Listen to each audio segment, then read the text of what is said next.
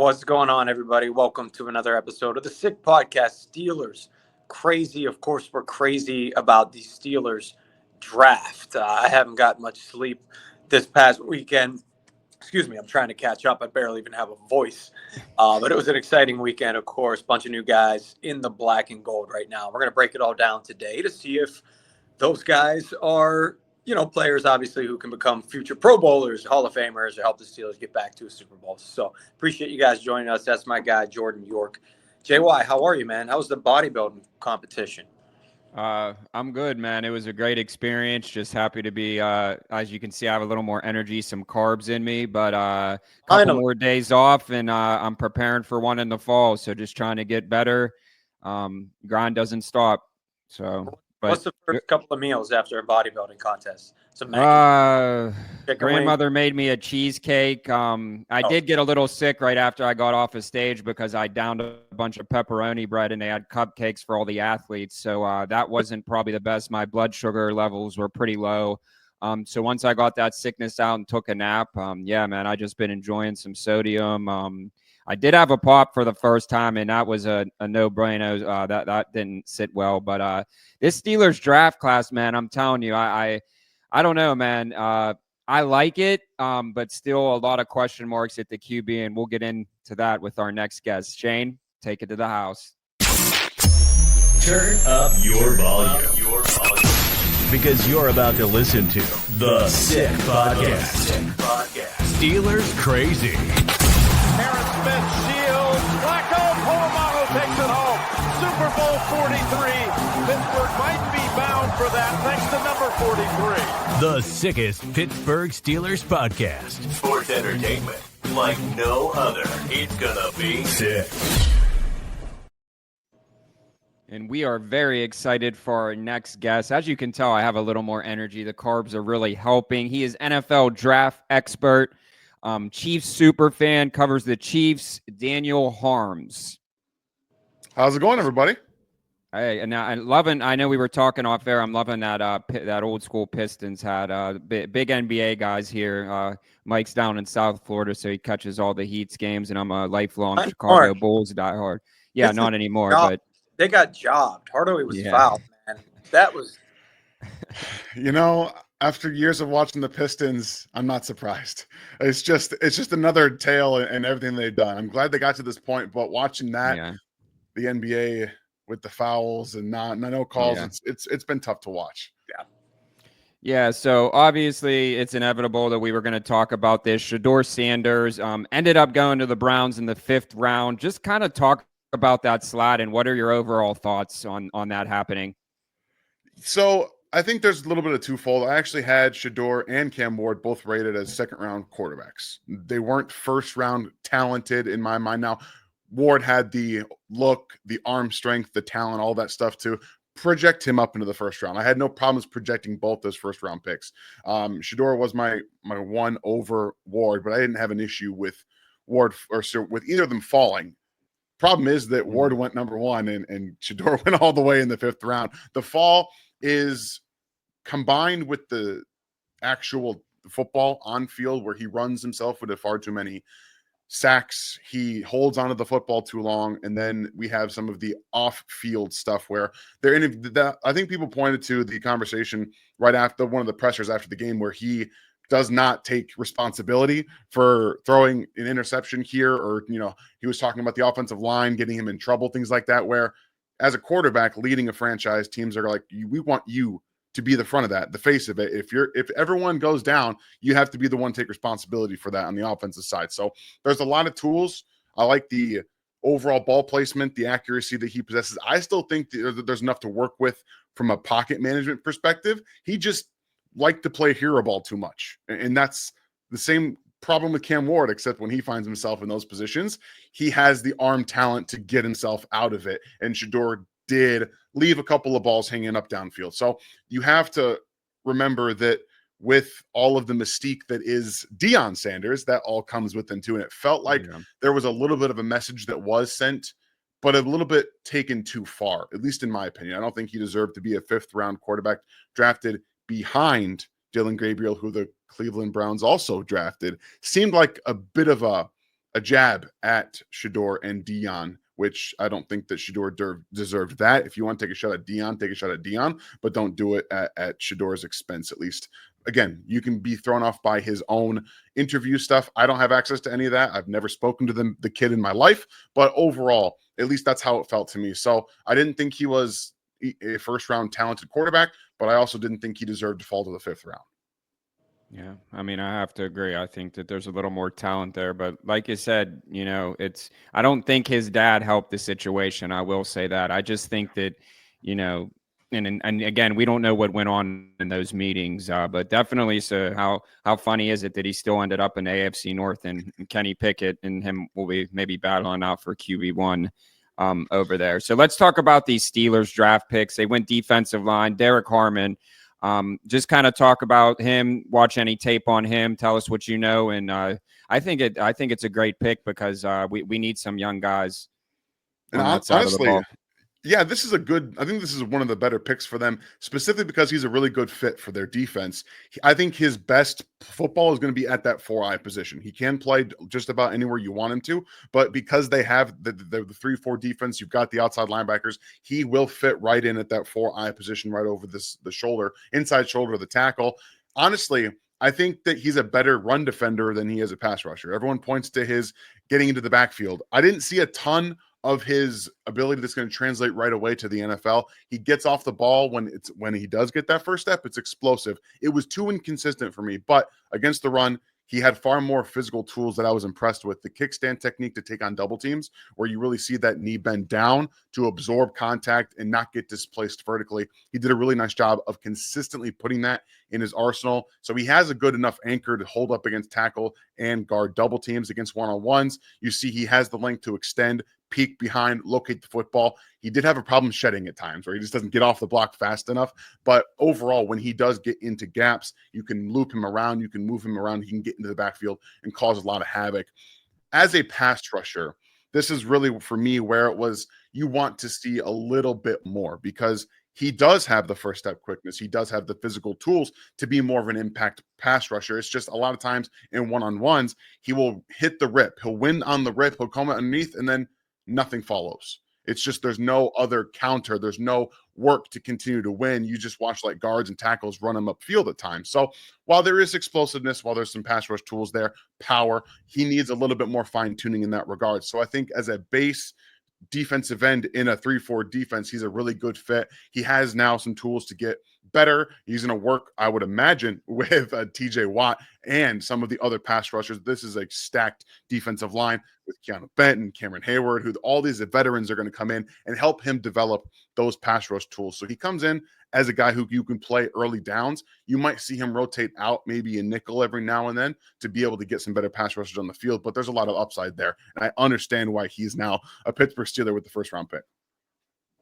Yeah, I have to agree. Another void that we needed to fill, which I really like this pick, Kaleb Johnson. Just talk about him a little bit.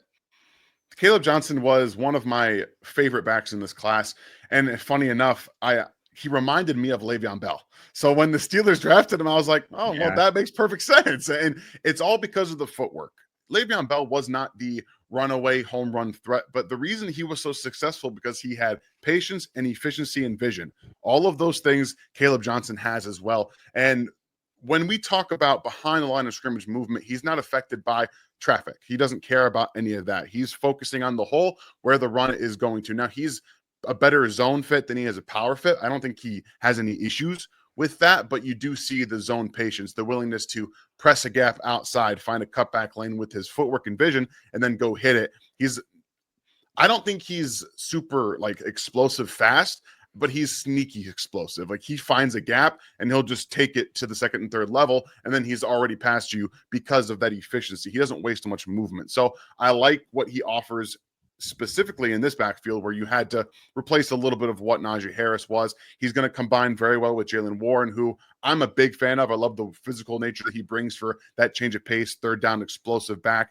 And honestly, I think Kaleb Johnson can bring you some value on third down. He has the ability to be a pass protector. It's more about the technique. he has the want to as well. The physical tools to all be a real third down back. He has those. Underrated pass catcher. Iowa just, I don't know how much offensive how much Iowa offense anyone has really watched. The quarterback situation there has been dire for years, and the passing offense is really bad. It's really bad. So getting him the football was not at the top of the mind for the Iowa offense on third downs and passing situations. So I think he can be a little underrated in that regard, but to really round out this room, the efficiency of the footwork, the vision, and honestly, just the way he's going to be able to maximize the holes that are there, I think he fits perfectly in this backfield. Yeah, let's stay in the Big Ten. Obviously, the Steelers had a very Big Ten heavy draft, especially when you consider, of course, 2 national champion Ohio State Buckeyes. We'll touch on both of them. I think it's interesting that, both Jack Sawyer and Will Howard are consistently being classified under the very high character, kind of staple, which sometimes masks the actual talent, right, or ability. It's not a bad thing whatsoever, but of course, when that's the first bullet point under their name, it does give me a little bit of concern. And obviously, they're 5th and 6th round picks, or 4th and 6th round picks. Let's start with Howard. Everybody always wants to talk quarterback first. Why did he fall that far? And talk a little bit about what you like or dislike about him. I think the main reason why Will Howard fell that far is how long he stayed in college, combined with the fact that he is a see it and throw it quarterback. I don't see a ton of anticipation throws on his tape. And when you strip back the Ohio State offense outside of the work that was done in Ohio State this past year, you do see when it gets past that first read, when he has to extend plays and he's trying to find guys that are open, that's not his strength. He cannot see the field as well. And when it goes from half field reads to full field reads, he has to see it and process it. And you see that happen a couple of times throughout a game where he does eventually get to it, but it's a second and a half too late. And either the pressure comes or he gets hit and then the ball falls at the receiver's feet. He also didn't have the best ball placement over the middle of the field, in my opinion, where at times everyone talks about the Oregon game where he just threw a ball behind a defender to Igbuka, and it just kind of lands in his hand. Every once in a while, he's got one of those on his tape, and where he just kind of uncorks it because he trusts it. That's great. I love that about his tape. When he's just playing free and loose and trusting it, you do see I understand why he could go a little bit higher. But when you do see when he's going through his reads, he's trying to put the ball over the middle of the field, inaccuracies with ball placement, or it's necessarily behind a receiver, can cause drops and incomplete passes. So the physical tools I like. He's a very tough runner. I don't think he's a special runner by any stretch, but he's a good runner. He'll take some seams, and he has the ability to really maximize those when he's in open space. So the frame is all there. The NFL tools are there. He has a pretty good arm. I wouldn't say it's elite, but overall, I think the biggest reason that he did fall was because he is a see it and throw it quarterback, and that takes some time. And the fact that he's had so much time in college to try and mitigate that and get better at it, and he really hasn't, is one of the reasons he really fell. Yeah, it's not like he's this raw prospect. He's not Jalen Milroe entering the NFL, right? He's pretty polished. Who knows, if there's much of a ceiling there still. And obviously, he will likely get a year under, whether it's Rodgers or Mason Rudolph. But I think I'm with you. Steeler fans are going a little crazy right now and thinking a 6th-round pick could be the future of this team. And I think the ceiling is probably a long-term backup, which is still awesome if you get that value in the 6th round. I'll touch on Jack Sawyer really quickly. Would it surprise you if he ends up being a really good player, or do you see him maybe just a long-term special teams guy?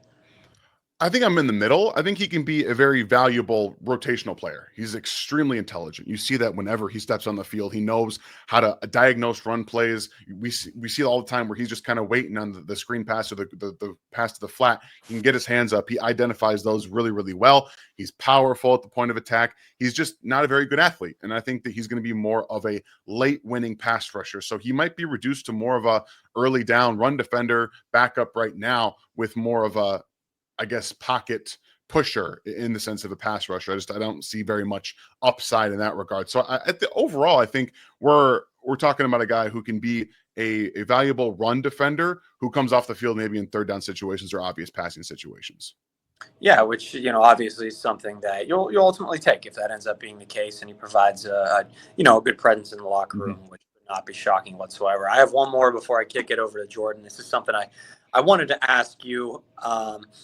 Obviously, seems like a lot of teams were passing on quarterbacks, waiting very late to take these guys, McCord, Howard, everybody except Dylan Gabriel, who also should have probably been a 6th-round pick. Ewers in the 7th as well.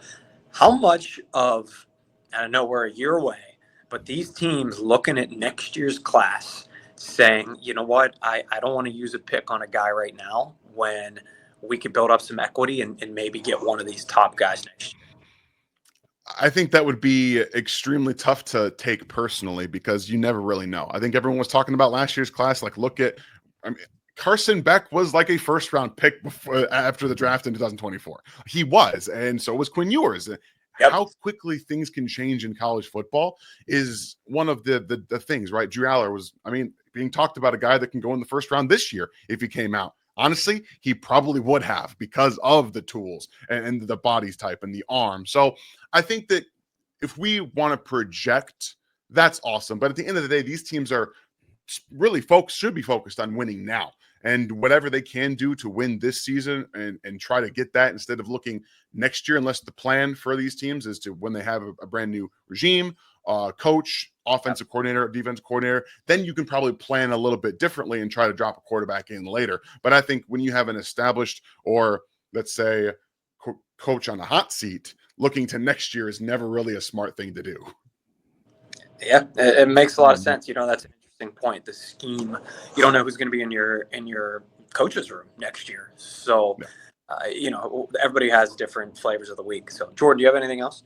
Yeah, I just wanted to ask you one question, and then if you could tell all of our viewers where they can find your work and everything that you have coming up next, that would be great. Really great show. I appreciate your expertise. Always great having draft guys on here. Never gets old, even though that it's finished now. It's nice to recap it with someone with knowledge like yourself. Who will be the Steelers starting quarterback in 2025? And this is just, again, this is an educated guess, you could say. I think it's going to be Mason Rudolph. Just not just because of the familiarity with at least the coaching staff. I know it's a new offense with Arthur Smith than he ran, but I do think that's the idea, right? And eventually, I think you'll see Will Howard start a game. I don't think he's going to start like all the season, but I think at some point going into 2026, you do want to know what you have. At the very least, you want to see a little bit from Will Howard so you can get a better barometer on the future. I know we talked about him as probably being more of a backup, but you still probably want to see that. So I lean towards Mason Rudolph with a couple of, couple of starts for Will Howard down the stretch there. Well, I thought that we could go one episode without bringing up this name, but I guess that that's out the window right now. I have to. So do you think that there is this chance slim to none right now with Aaron Rodgers, or is he going to wait until Christmas to join the team at this point? If so, that's how it feels, right? It feels like he's just going to do whatever he wants. Let the wind take him wherever he wants. And honestly, let the wind do whatever it wants with you, Aaron. Please stay out of the league as long as you can. Yeah, I agree. Coming up, where can we find him? All right. Thank you guys again for having me. I had a lot of fun talking about this. Yeah, I don't always get to talk about the Steelers, and that's always a fun thing getting through this time of year where we get to talk about prospects. But for me, you guys can follow me on Twitter at InHarmsWay19. That's where I drop a bunch of prospect clips. And actually, I just left the Draft Network, and that's where I was doing previously. So if you have any, you can see all the scouting reports that I did over there. I have a ton of film reviews over on their YouTube page still. But for the coming season, y'all find me all on Twitter. I'll be doing the same thing that I've been doing, dropping clips, ideas, things like that. So for the future, there's going to be stuff coming up, but I'm not entirely sure where it'll all be at yet. That's awesome. Well, keep up the great content. Really appreciate it. Love following your stuff, and we'll definitely have you on the show again soon. Awesome. Thanks, Thank you very much. Yeah, take it easy. Yeah, hit on a lot of good points. I think it's very interesting. He didn't immediately say Aaron Rodgers. He sounds like somebody who, nationally, who's just like, I'm so sick of this. Hard to digest. And he even said maybe Will Howard gets a couple of starts. It sounds like Steeler fans right now will be thrilled to just go with Mason Rudolph with Will Howard starts. I tweeted it out, and it was funny. I was obviously the joke went over everyone's head, and I just put Will Howard QB1 with a question mark and eyes, and people are like, oh, I'm like, yeah, the joke went completely over your head, man. Like, I'm excited for the kid again, high character person, champion. But at the end of the day, you have to be realistic. This is the NFL. You have to have the intangibles. You have to, it's a totally different, that's what people don't understand. I'll give a perfect example with Travis Hunter, like, playing both sides of the ball. Something that they might, and I'm sure that he knows and has been told, the change of the speed in the game is drastic from NCAA to to the NFL. So I'm not saying it can't be done. I'm just saying it's very rare, to say the least. But generational talent, definitely. But yeah, man, I really like this draft class. I don't hate going into the season with Mason Rudolph. I just this is my whole thing. And this, Mike, is a Pittsburgh Steelers fan. It's Super Bowl or bust every year. And we haven't even had a playoff win. So if you're going to tell me that we're going to make a Super Bowl run with Mason Rudolph, then I might walk on water at this point. That's just what it is. You have to be realistic. And it's just the Penguins just parted ways with Mike Sullivan, won 2 back-to-back, Stanley Cups.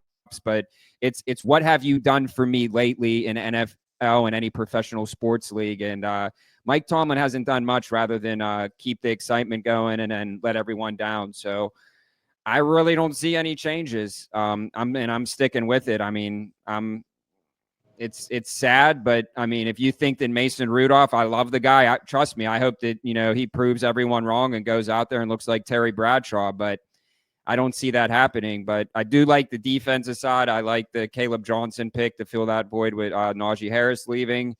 Gives Jaylen Warren a chance to become the superstar that he is. But really nothing moved the needle as far as we're ready to, compete for a championship, because AFC is just getting better and better and better. And the Pittsburgh Steelers are staying right where they've been, 500 and non-losing seasons. So yeah, we'll see. Say, what have you done for me lately type league? And I know you're talking about Mike Tomlin and the Steelers, but what has Aaron Rodgers done for anybody lately either? So, it's been 2.5 years of ineptitude. So you could throw him in that bucket as well. Although I think he's got a better chance to win playoff games than Mason Rudolph, which isn't the craziest thing in the world to say. Yeah, but it's this is how I look at it real quick before we leave, is would you bring him in for 1 year thinking that you have a shot at the Super Bowl? A better shot. I would just rather just stick with Mason and draft someone in 2026. That's where I'm at. He's going to play 1 year, come in on a 1 year contract. You really think he's going to be the determining factor, that you're just going to bring him in for, if you're not winning a Super Bowl, I don't care about the playoff, one playoff win. And then, he destroys the locker room and, gets everyone fired like he did in New York. It's too much for me personally. So it's still a no. Yeah, I mean, I will say that he gives them a better shot, but you're right. Are they going to be a favorite to win the Super Bowl? Probably not. No. But even with Mason Rudolph, the problem is they're still going to win 7 or 8 games. So they're still going to be sitting around at 18th, 21st pick, or something like they have been.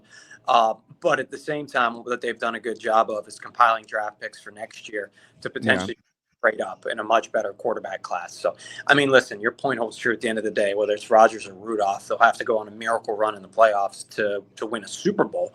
But listen, you don't go out and get DK Metcalf in some of the signings they made, Darius Slay, if you're going to plan on losing football games and tank. So, yeah, they're still in purgatory. Who knows? Is Aaron Rodgers going to bring them out of it? Probably not.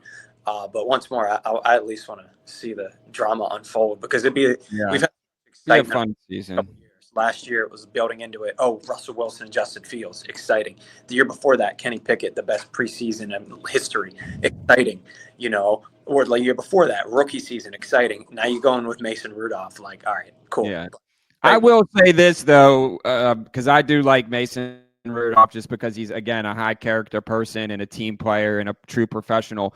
I would love more than anything for him to get a second shot at redemption and just go in there and, excuse my language, I'll just say F shit up, because anyone who deserves it for what he's been through and stuck with that organization, and I know they gave him many opportunities, but no one deserves it more than Mason Rudolph. And we'll end the podcast on that. And I would love for him to just go in there and look like Terry Bradshaw, but you could probably pinch me because I think that I'm dreaming. So Money Mason. we'll end on that.